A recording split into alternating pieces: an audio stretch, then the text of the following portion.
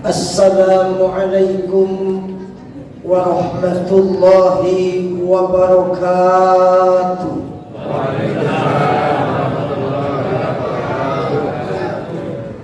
Bismillahirrahmanirrahim. Alhamdulillahilladzi farada as-siyama 'alal mu'minin. Ashhadu an la ilaha illallah al-malikul haqqul mubin. Wa ashhadu anna Muhammadan abduhu wa rasuluhu shadiqul wa'dil amin. Allahumma salli wa sallim wa barik ala sayyidina Muhammadin wa ala alihi wa ashabihi ajma'in, amma ba'd. Hadratil kiram, para alimil ulama, para asatid dan ustadzat, tokoh-tokoh masyarakat, bapak-bapak haji, ibu-ibu haji, dan calon-calon haji. Kurang aminnya. Amin. Udah kedua kali udah terpaksa. Tuan imam kita Ustadz Bumair yang insya Allah akan memimpin tarawih kita pada malam hari ini. Seluruh jamaah, bapak-bapak, ibu-ibu, remaja dan anak-anak yang Allah muliakan. Di waktu yang singkat ini, insya Allah kita akan membicarakan tentang problematika kekinian, di mana sering kita dengar di berita-berita televisi dan online, ada anak menggugat orang tuanya.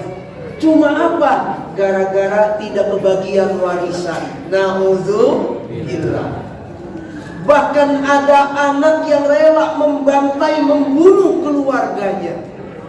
Ada anak yang merusak nama baik orang tuanya dan lain-lain sebagainya.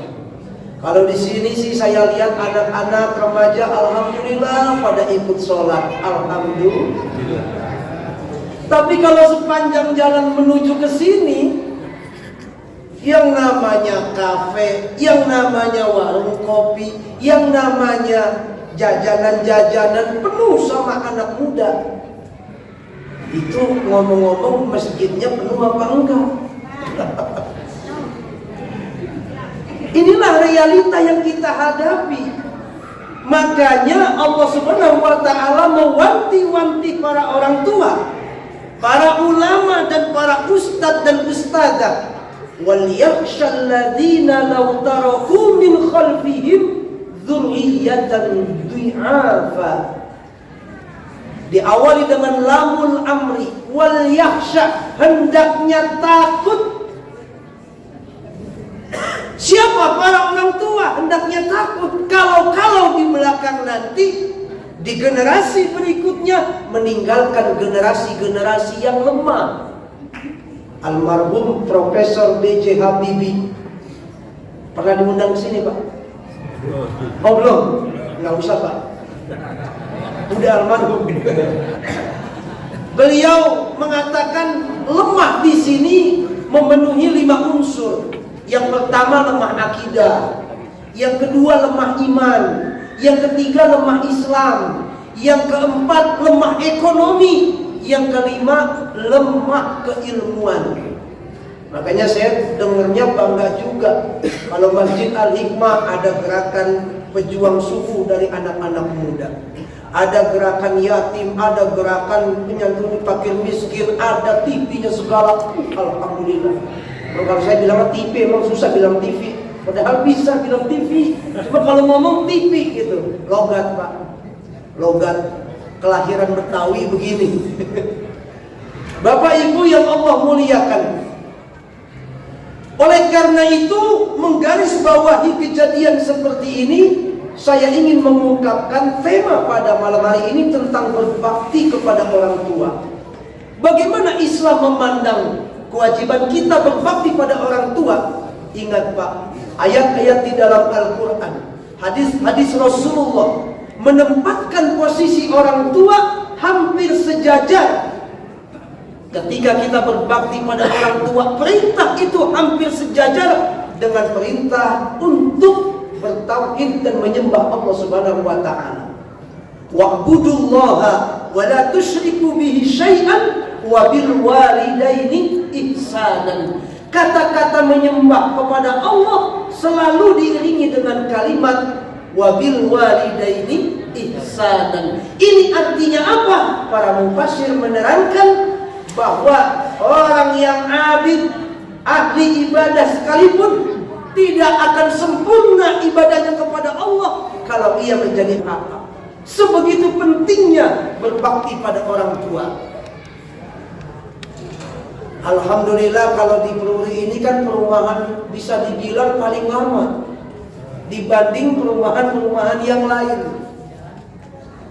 Jadi sudah mengalami bagaimana menjadi anak yang harus berbakti pada orang tua dan sudah merasakan bapak ibu punya anak berbakti apa enggak sama orang tua. Betul? Oleh karena itu, ketika kita ingin menjadikan anak kita berbakti kepada kita, maka langkah atau konsepnya bagaimana? Ibda' bi nafsik. Mulai dari diri kamu. Kalau kita ingin nanti anak cucu kita berbakti kepada kita, maka kita awali berbakti pada orang tua kita. Birru auladakum, birru aba'akum. Berbaktilah pada orang tuamu. Tabirrukum auladukum, maka anak-anakmu kelak akan berbakti kepadamu. Kan kita orang tua menjadi contoh, Pak. Kayak kita nyuruh anak-anak, udah mau azan sana ke masjid, iya Pak, berangkat. Berangkatnya tuh anak sambil ngedumul, kan ke masjid, udah sendiri lagi nonton TV, wah, sambil begitu anak itu. Ibu nyuruh anak baca Al-Quran, tapi ibu sambil pegang gadget. Sana baca Quran, besok ditanya di sekolah sama bu guru, tadarus apa enggak. Anak itu ambil Quran, tapi mulutnya sambil apa, kalau bahasa sininya ngedumel. Sambil ngomong, ibunya baca Quran, tapi dia main HP terus. Nah, kita dicontoh. Oleh karena itu, awali dengan diri kita, ibda binafsik. Kita berbakti pada orang tua, maka kelak orang tua, anak-anak akan berbakti kita ketika kita menjadi orang tua. Bapak Ibu yang Allah muliakan, lalu bagaimana cara kita berbakti kepada orang tua? Ada yang orang tuanya di kampung, ada? Ada. Dan kebanyakan memang aslinya orang rantauan kita ya. Iya. Dunia niki omahe wong sing orang duwe. Dunia ini rumah bagi orang yang nggak punya rumah. Kita semua nggak punya rumah sebenarnya. Nah, rumah kita di surga. Kan kepengen pulang kampung. Apa tujuannya kita pulang kampung? Nunggu-nunggu lebaran, mudik. Ini ada yang sudah mudik belum nih? Mudah-mudahan yang berniat menjalankan perjalanan mudik ke kampung, Allah ringankan perjalanannya, selamat ketemu dengan orang tua sebagai tanda bakti. Mudik itu kita sebagai tanda bakti, kepingin ketemu orang tua. Coba kalau orang tua di kampung sudah nggak ada, Pak. Saya mertua orang Jawa, orang Solo, orang tua itu udah nggak ada semua. Rasa ingin pulang kampung juga berkurang. Beda dengan dulu ada orang tua, kayaknya tiap bulan pengen mudik. Begitu orang tua nggak ada. Tapi walaupun orang tua sudah tidak ada, tidak menyurutkan niat kita. Tidak harus kita tidak mendoakan. Karena berbakti pada orang tua, kalau mereka masih ada secara fisik. Ini mumpung bulan Ramadan, jadikan sebagai bulan bakti anak kepada orang tua. Yang orang tuanya ada di sini, ayo sering-sering orang tuanya diajak ngobrol. Sebab kalau orang tuanya sudah tiada, Anda tidak lagi bisa ngobrol. Betul? Iya. Yang namanya orang tua masih ada di dekat rumah, ayo sering kita sambangi silaturahmi. Sebab kalau orang tua sudah tidak ada, kita hanya bisa duduk atau berdiri di depan kuburnya. Kalau orang tua kita sudah tidak ada, doakan. Sering-sering kita berdoa. Diajarkan oleh para ulama, Rabbighfirli wali walidayya wali ashabil huquqi alayya. wa li ashabil huquqil wajibati alayya wa li jami'il muslimina wal muslimat wal mu'minina wal mu'minat al ahya'i minhum wal amwat. Ya Allah, ampunilah dosaku, dosa ibu bapakku, dan juga orang-orang yang memiliki hak atasku. Jangan cuma bapak ibu, Pak, Bu, jangan cuma bapak atau orang tua kita saja. Mertua itu juga orang tua. Masuk ke dalam ashabil huquqil wajibah. Guru-guru kita yang mengajarkan alif bata, yang mengajarkan kita Quran, yang mengajarkan kita ilmu, masuk ke dalam ashabil huquqil wajibah. Maka doanya begitu, Rabbi firli wali walidayya wali ashabil huquqil wajibati alayya. Hadirin yang Allah muliakan, terakhir saya ingin bercerita. Di luar negeri itu memang tidak seperti kita, orang-orang Islam yang begitu memuliakan orang tua. Namun ini menjadi pelajaran bagi kita. Ada sebuah keluarga, orang tua dan anak, kemudian ada nenek dan kakek. Nah, nenek dan kakek ini selalu dikurung di dalam kamar.